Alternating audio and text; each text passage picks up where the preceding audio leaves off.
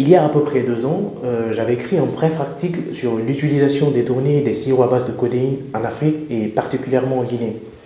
Et il y a quelques mois, en discutant avec 2 amis qui ont très bien connu cet enfer addictif, je me suis senti obligé de vous devoir cette vidéo. Comme vous le savez, il est très difficile de quantifier la consommation de drogue, de par entre autres son caractère tabou, ce qui est encore plus vrai pour l'Afrique, où on a énormément de mal à stocker les données. Néanmoins, selon le rapport mondial sur les drogues de l'ONUDC, voici à quoi ressemblerait la consommation africaine. Cette couverture demeure toutefois une modélisation basée sur des données fournies par divers pays via un questionnaire. Quand on considère le fait que seulement 24% des États africains avaient communiqué les informations nécessaires en 2017 et que sur cet atlas qu'on ait une Afrique de l'Ouest qui soit complètement blanche, pour le Guinéen que je suis, je peux vous assurer qu'elle aurait dû être toute orange. Bref, tout cela pour vous dire que la consommation de drogue en Afrique, et particulièrement celle des opioïdes sous ordonnance, est plus profonde qu'elle n'y paraît. Ces usages de données d'opioïdes sont, ou en tout cas seront à l'origine d'un problème majeur de santé publique en Afrique de l'Ouest, qui est plus que jamais en pole position pour devenir la plaque tournante du continent. En Guinée, par exemple, on recense depuis quelques années une explosion de l'utilisation détournée des sirops à base de codéine. Une problématique créée ni plus ni moins que par le manque de déontologie de certains professionnels de la santé. D'ailleurs, au Nigeria en 2018, BioRich Pharmaceutical, une usine agréée dans la fabrication des sirops à base de codéine, avait été infiltrée et démantelée par une équipe de la BBC. L'un des directeurs de cette société pharmaceutique vendait illégalement ces sirops à des individus qui n'avaient ni licence pharmaceutique ni d'ordonnance.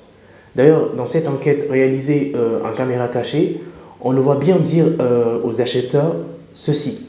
Ce que vous devez faire maintenant, c'est aller là où il y a beaucoup d'élèves. Dès qu'ils goûteront au produit, ils continueront à vous harceler pour en avoir plus. Pour rappel, le gouvernement nigérian estimait à cette période que 3 millions de flacons de codeine étaient consommés par jour, uniquement au nord du pays.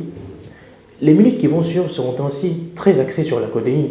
Nous essaierons de comprendre ce qu'est ce médicament et quels sont les risques auxquels nous nous exposons en cas d'utilisation illicite.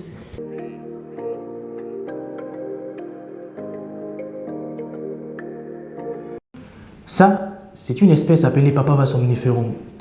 Lorsque vous la blessez, vous remarquerez qu'un liquide s'échappe de cette plante. Dans le jargon, on parle de latex, qui n'est rien d'autre que l'opium que nous connaissons tous. Si vous avez la chance de pouvoir analyser chimiquement ce latex, donc cet opium, vous retrouverez dans sa composition 2 molécules très intéressantes pour le traitement de la douleur, la morphine et la codéine. Elles forment avec ces 4 autres molécules la famille des opiacés, c'est-à-dire des molécules naturellement issues de l'opium. Au vu de leur potentiel thérapeutique, diverses molécules ont été développées à partir de l'opium. C'est notamment le cas de l'héroïne et du tramadol, qui, comme elles ont été synthétisées, font partie de la famille des opioïdes. Ça, c'était pour vous faire comprendre qu'il y a bien une différence entre un opioïde et un opiacé, mais pour la suite de la vidéo, afin de nous faciliter la tâche, nous utiliserons le terme opioïde pour désigner la famille chimique de l'ensemble de ces molécules.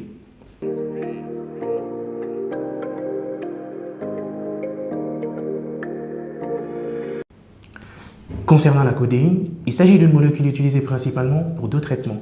Celui de la douleur, où elle agit sur le système nerveux central en stoppant l'information de la douleur, et celui de la toux, où elle diminue l'excitabilité des régions cérébrales qui déclenchent la toux.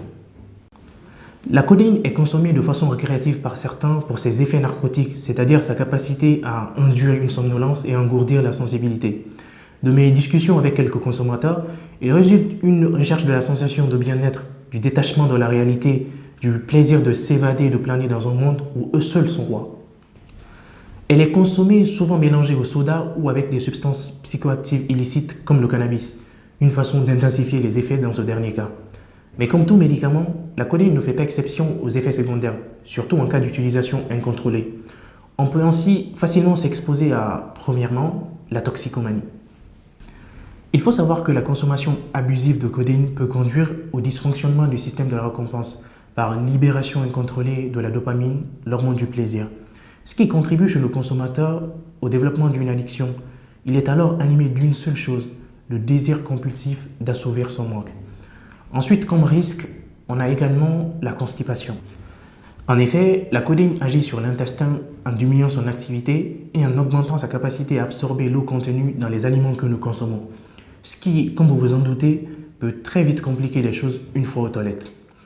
En tant qu'autre risque majeur, on peut également parler de l'augmentation de la tolérance vis-à-vis des médicaments à base de codéine.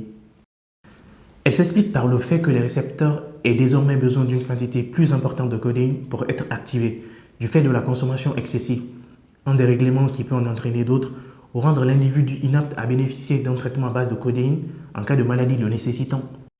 Une autre conséquence que vous connaissez tous, c'est l'overdose.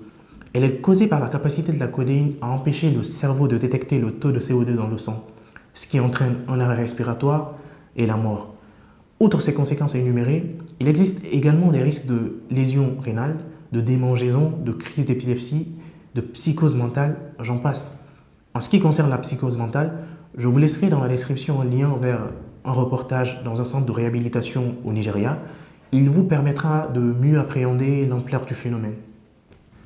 Pour finir, il faut retenir que la codéine demeure avant tout un médicament. Son association à d'autres molécules ou sa prise en cas de contre-indication ignorée est plus que risquée et peut être fatale. J'espère que cette vidéo vous a été utile. N'hésitez pas à la partager et à vous abonner à la page. À bientôt.